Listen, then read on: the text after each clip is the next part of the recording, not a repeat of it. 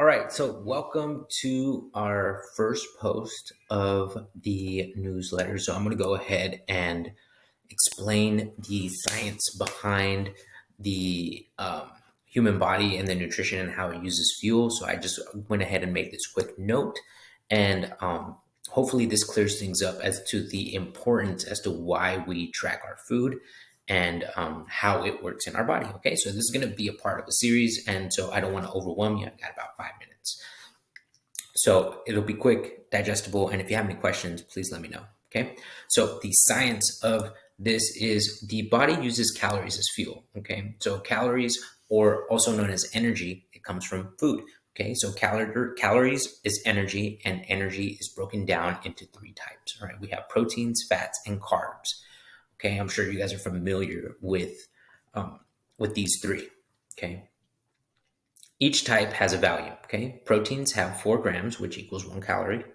Fats have 9 grams, which equals 1 calorie, and carbs have 4 grams, which equals 1 calorie. Okay, so each calorie of that macronutrient is going to equal 4 grams, 9 grams, or 4 grams. Okay, so that's how these are broken down. And as you can see, fats take up a lot more room than proteins and carbs. Okay, so these are quantified in 2 different ways. Okay, this is how we find how much we need in our body. Okay, so we have 2 formulas that we use. One is called BMR and the other one is called RMR. So BMR is basal metabolic rate, which is the calories needed to function at rest. Okay, at rest. So say not moving, you're chilling. Okay.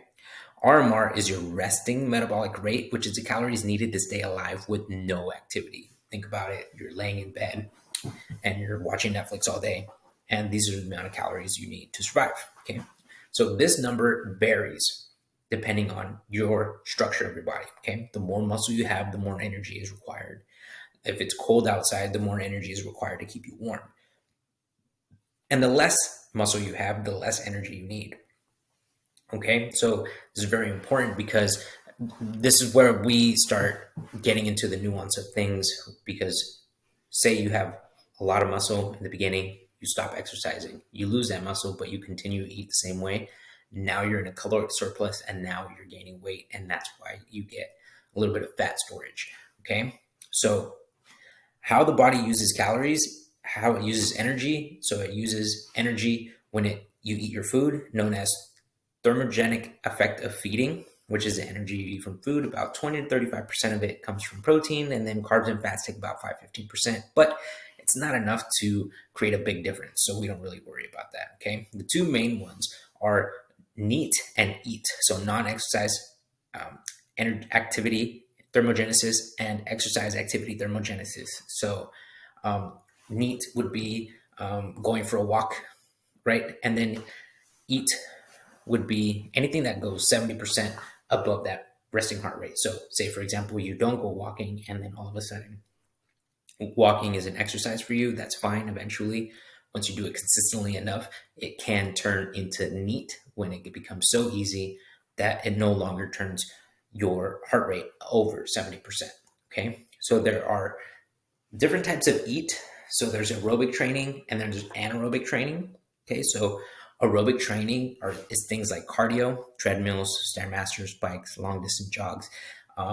The source of energy of this is fats, and you stop using calories as soon as you're done, right? Anaerobic training is resistance training, which is weightlifting, sprint work. It uses carbs as an energy source, and you burn calories after training in order to repair damaged tissues. Sometimes it can go up to 2 days depending on how intense your workouts are.